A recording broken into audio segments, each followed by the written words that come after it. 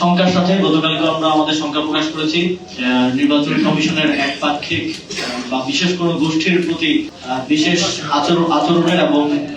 এই নির্বাচনটাও আমরা বিগত যে তিনটা নির্বাচন দেখেছি সেই নির্বাচন গুলোর কিছু লক্ষণের দিকে যাচ্ছে বলে আমরা শঙ্কা প্রকাশ করেছিলাম এবং আজকে সে বিষয়ে আরো অনেক কিছু পরিষ্কার হয়েছে এবং অনেক কিছু আজকের যে আপিল শুনানি তার মধ্য দিয়ে আরো শঙ্কার জন্ম দিয়েছে আমাদের মধ্যে। বাংলাদেশের সংবিধানে স্পষ্ট ভাবে বলা আছে যে কোন ব্যক্তি যদি কোন বিদেশি নাগরিকত্ব গ্রহণ করেন কিংবা আনুগত্য প্রকাশ করেন, শুধু নাগরিকত্ব গ্রহণ না, আনুগত্য প্রকাশ করলেও তিনি বাংলাদেশের সংসদ সদস্য প্রার্থী হওয়ার যোগ্যতা হারাবেন। এবং এরপরেও আমরা দেখলাম যে অনেকেই দ্বৈত নাগরিকত্ব থাকা সত্ত্বেও নির্বাচন কমিশনে গিয়ে গুন্ডামি করছেন। নির্বাচন কমিশনে এক একজন 200-300 লোকজন নিয়ে যাচ্ছেন এবং লয়ারদের সংখ্যা বাড়িয়ে শত শত লয়ারদেরকে নিয়ে যাচ্ছেন নির্বাচন কমিশনের উপর চাপ প্রয়োগ করার জন্য।